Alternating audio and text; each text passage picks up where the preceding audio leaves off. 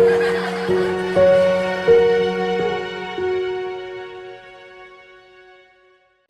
guys, Eric here in the school garden once again. Welcome back to our channel. If you're new to the channel, hey, I'm Eric. I'm one of the education specialists for Easton Banks Learning and Life Center, and welcome to our channel. For those that have already joined our channel, hello again. When we want to say a special thank you to our latest subscriber here. Thank you for joining our channel. In today's video, we'll be discussing how to maintain moisture in your soil, whether that's in containers / buckets, in ground, or raised beds. Before moving on into the video, make sure to click the link in the description box to view our merch storefront, where you can see all of the merch that we have, from shirts to jackets to mugs, and purchase your favorite product. Don't forget to tag us on social media. We can be found on Instagram and Facebook at EBLLCINC, and on TikTok at Project Great. Now let's get into the video. Okay, right here in front of me we have our wheelbarrow, and we have a lot of potting mix that we already created for ourselves in this container. We use the compost. It's a compost / potting mix from Costco. Originally we just used it alone on its own, and we found out in a previous video that you have probably already seen, but we'll put a few clips here on screen for you guys right now.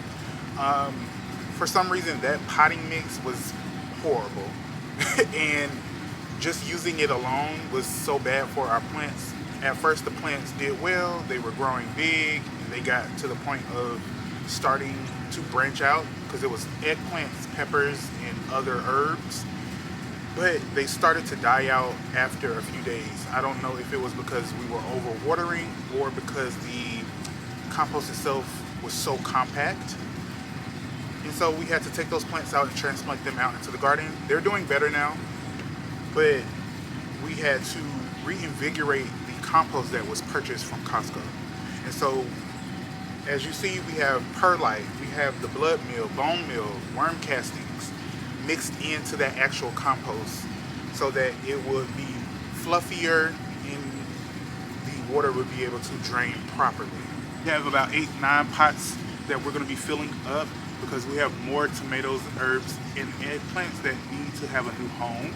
So we're gonna need to go ahead and put those plants in these pots, but we have to actually add this soil mixture, potting mixture, to these containers. So let's get that started right now. I'm gonna go ahead and fill these containers up. I have a few containers that already have soil in them. And so I'm just going to add some of this potting mix on top of the old soil in these containers. And that's what I like to do. I like to just add new potting mix to the old potting mix that's in containers. That way it will be reinvigorated as the plants grow. I do want to say that anytime you're using whiskey barrels, these pots like here that we get from like Home Depot or any other packaging store, you want to make sure, especially when you're buying soil, potting soil or potting mix from a garden center package store like a Lowe's or Home Depot, you want to make sure that you, and I've had to learn this myself, you want to make sure that you're adding in all of those special ingredients, like your perlite or your blood meal. You want to be able to add in these extra ingredients like you're cooking, so that this soil is a perfect place for your plant. That it's loamy, that it's not too compact, but it's not too loose. It is able to maintain its moisture every time you water. And you also want to make sure that you use some type of mulch, whether that's leaves, grass clippings, compost itself, or straw, to keep your your soil moist in your garden, is to create a hugelkultur bed. Now I know that these leaves of the sweet potatoes look like, oh my gosh, they look like they're dying. They were just transplanted a few days ago, so they are just still getting accustomed to the sun and all of that. I'm actually going to put one of those covers over this bed so that the sweet potatoes can adjust. But with a hugelkultur bed, you are able to create an environment where the plants that you're growing in the hugelkultur bed not only, but mostly rely on the water that is being captured by all of the organic matter that you're putting in the bed at the bottom. Like your logs, your twigs, your leaves, grass clippings, all that. All of that water that you're putting into your bed is collected at the bottom, especially by those logs. When they are decaying, that they soak up that water in as a sponge. Once the vines bush out and become larger, they will be able to tap into so much more of the water that is collected in this bed.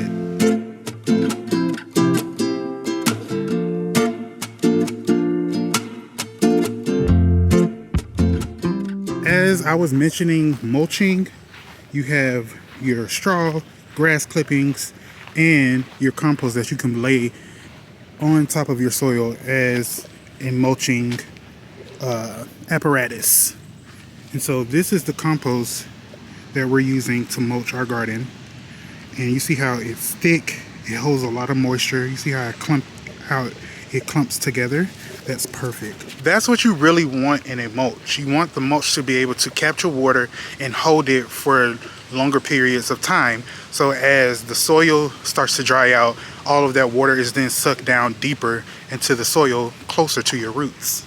Over here, we are using straw to mulch these pots. And we also have some straw over here. The rest of this area will be that compost that we just showed you guys. But we have to get a few more plants in the ground. We want to take out these leafy vegetables for delivery, and we want to take out this garlic and remove the weeds and add more plants in before we add that black mulch to this area of the garden. All right guys, those are just some ways that you can maintain moisture in your soil. Another way is to add more organic matter to your soil so that all the microbes in the soil have more water in order to continue their processes, in order for your plants to have access to all of the nutrients available to them in the soil. All right guys, that's the end of today's video.